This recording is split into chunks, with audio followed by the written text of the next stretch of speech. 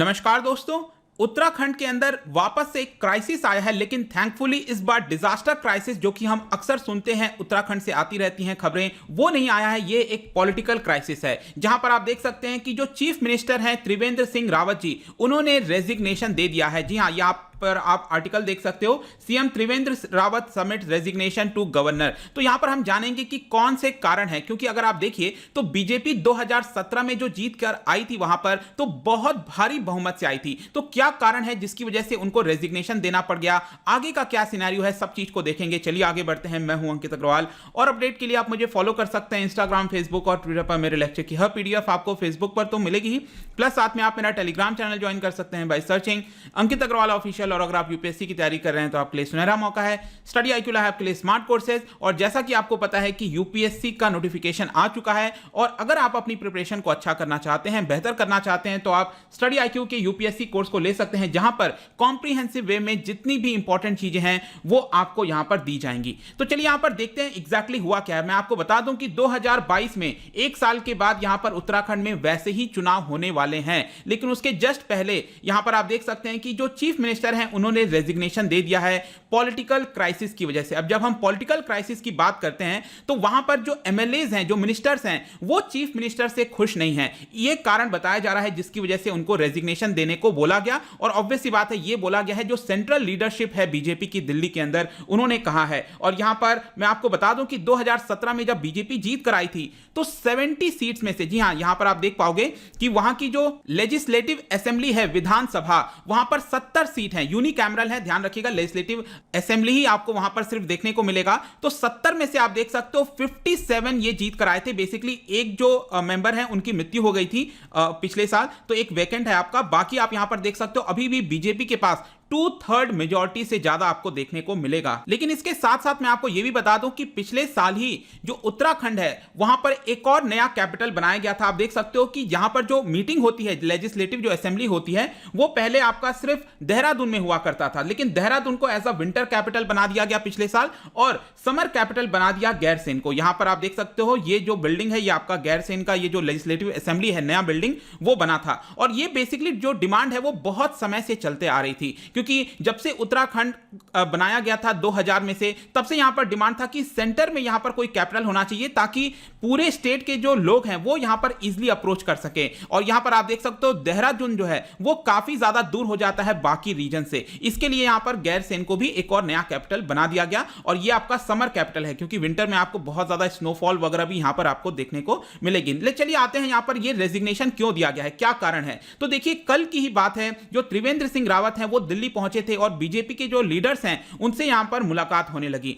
तो बेसिकली यहां पर क्या हो रहा था कि उत्तराखंड के जितने भी एमएलएज हैं ज्यादातर, वो यहां पर बहुत ज्यादा नाखुश थे जो सीएम के वर्किंग स्टाइल हैं, जिस तरह के वो डिसीजन ले रहे थे। क्योंकि कई लोगों का यह भी कहना था कि वो अप्रोचेबल नहीं है, उनसे बातचीत अच्छे से नहीं हो पाती, तो काफी ज्यादा नाराजगी धीरे धीरे होने लगी थी। और इनफैक्ट मैं आपको यह भी बताऊं कि एक तरह से संकेत आ रहा था कि उनके लीडरशिप के अंदर जो अगले साल चुनाव होंगे तो वहां पर भी पार्टी शायद अच्छा नहीं कर पाएगी। इसकी वजह से भी एक कारण बताया जा रहा है। और यह भी बोला गया है कि पिछले काफी समय से 10 बीजेपी के एमएलएज और 4 मिनिस्टर्स, जी हां 4 मिनिस्टर दिल्ली के अंदर लगातार यहां पर बने हुए थे और गुहार कर रहे थे, कोशिश कर रहे थे कि उनको यहां पर सीएम के पद से हटाया जाए। और इन सारी चीजों को देखते हुए जब यह क्राइसिस बढ़ने लगा तो सेंट्रल जो लीडरशिप है बीजेपी की, उन्होंने क्या किया, अपने 2 पार्टी के लीडर्स को, एक है वाइस प्रेसिडेंट रमन सिंह जो कि फॉर्मर चीफ मिनिस्टर हैं छत्तीसगढ़ के, और जो जनरल सेक्रेटरी हैं बीजेपी के दुष्यंत सिंह गौतम, उनको यहां पर उत्तराखंड भेज दिया गया कि आप वहां पर जाइए और पता करिए कि चल क्या रहा है और आप एक रिपोर्ट तैयार करिए। तो उन्होंने जो रिपोर्ट यहां पर तैयार की और दिया,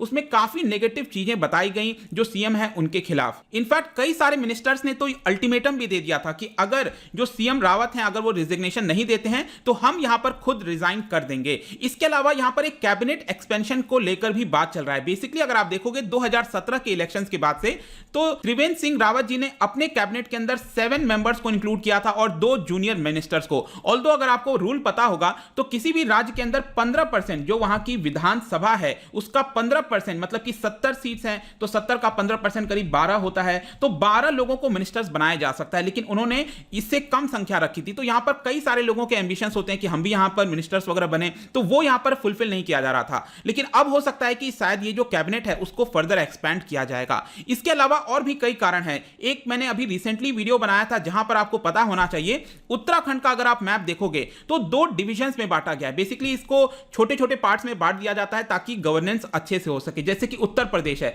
उसको टोटल 18 डिवीजन में बांटा गया है। तो वैसे ही उत्तराखंड के अंदर अगर आप देखेंगे तो उसको 2 डिवीजन में बांटा गया है। एक है आपका गढ़वाल का रीजन, दूसरा है कुमाऊं का रीजन। और मैं आपको बता दूं कि यहां पर जो लोग रहते हैं वो उनके अंदर थोड़ा सा वैसा रहता है कि हां हम इस रीजन से बिलोंग करते हैं। तो यहां पर अब प्रॉब्लम क्या हुआ कि अभी सत्र चल रहा था यहां पर गैरसैंण में, और बजट पेश किया गया खुद सीएम के द्वारा, क्योंकि वो भी फाइनेंस पोर्टफोलियो उन्हीं के पास है। तो उसमें उन्होंने अनाउंस कर दिया कि हम तीसरा डिवीजन बनाएंगे और वो होगा गैरसैंण का डिवीजन। ठीक है, तो गैरसैंण में आपको बता दूं ये आता है चमोली में, इधर करीब आपको देखने को मिलेगा गैरसैंण। तो यहां पर क्या है कि ये जो गैरसैंण बनाया गया है, ये जो नया डिवीजन बनाया गया है, इसमें से कुछ पार्ट्स गढ़वाल के लिए गए हैं और कुछ पार्ट आपके कुमाऊं रीजन के लिए गए हैं। तो गढ़वाल से बताया गया है कि रुद्रप्रयाग और चमोली ये 2 डिस्ट्रिक्ट को ले लिया गया, और कुमाऊं रीजन से बागेश्वर और अल्मोड़ा ये 2 डिस्ट्रिक्ट को ले लिया गया, और इसको मिलाकर ये 4 डिस्ट्रिक्ट मिलाकर ये आपका बन गया गैरसैंण का डिवीजन। तो यहां पर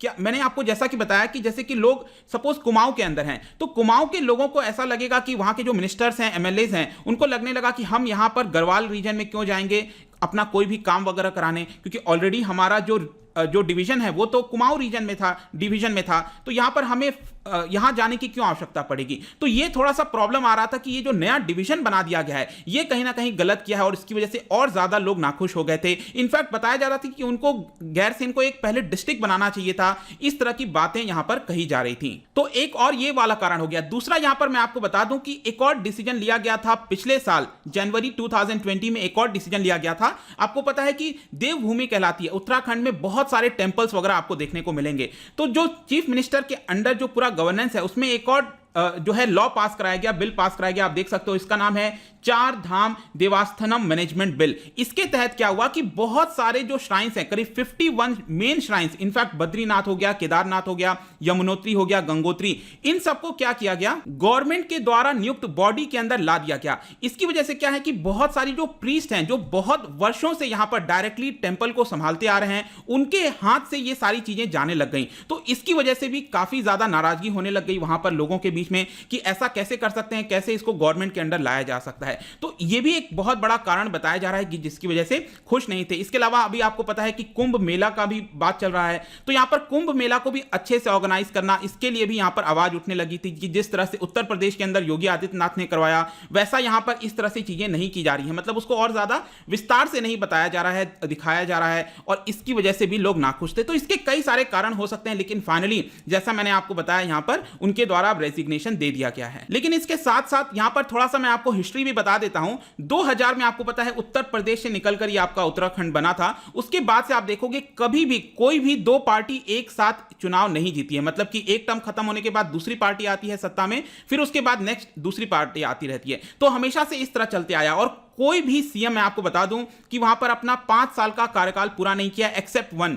यहां पर आप देख सकते हो जो नारायण दत्त तिवारी हैं, एनडी तिवारी जिनको कहते हैं, सिर्फ यही एक सीएम है अभी तक पिछले 20 वर्षों से जिन्होंने अपना पूरा 5 साल का कार्यकाल खत्म किया। उसके अलावा आप देख सकते हो यहां पर सबसे पहले चीफ मिनिस्टर बने थे नित्यानंद स्वामी। उसके बाद विथिन 1 साल के बाद यहां पर भगत सिंह कोश्यारी को चीफ मिनिस्टर बना दिया गया। फिर भारतीय जनता पार्टी के बाद कांग्रेस आ गई, फिर उसके बाद भारतीय जनता पार्टी आई, और उस कार्यकाल में भी 3 सीएम बने थे। फिर उसके बाद कांग्रेस आई, और यहां पर भी आप देख सकते हो 2 सीएम बने थे। विजय बहुगुणा वाला आपको केस पता होगा कि यहां पर वो वापस बीजेपी में आ गए थे, और प्रेसिडेंट रूल और इस तरह की चीजें आपको अक्सर उस समय देखने को मिलेगी। और अब आप देख सकते हो कि 4 साल का कार्यकाल ऑलमोस्ट खत्म हो गया था त्रिवेंद्र सिंह रावत के अंडर, और फाइनली जाकर अब उन्होंने रेजिग्नेशन दे दिया है और एक नए सीएम यहां पर बनाए जाएंगे। तो यूजुअली क्या होता है कि जब भी कोई रेजिग्नेशन देता है तो यहां पर क्योंकि बीजेपी के पास पूर्ण बहुमत है, तो ऑब्वियस सी बात है उन्हीं के पार्टी से कोई सीएम बनेगा अब यहां पर। तो बताया जा रहा है, देखिए इसके ऊपर हम जाएंगे नहीं बहुत ज्यादा, लेकिन जो न्यूज में चल रहा था कि धान सिंह रावत हो सकता है शायद इनको बना दिया जाए। इसके अलावा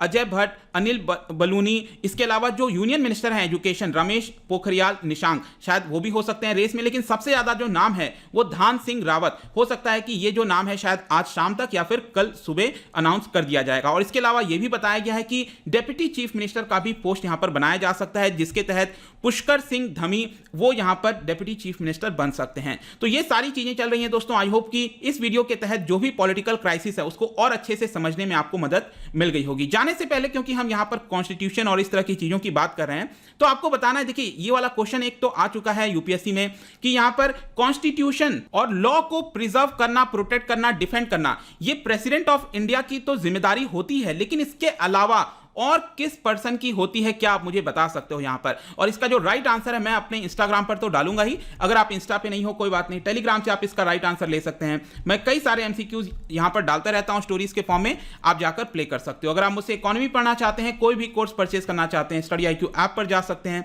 आई होप कि वीडियो आपको पसंद आया होगा। मिलता हूं आपसे next time. Till then, thank you very much, see you soon.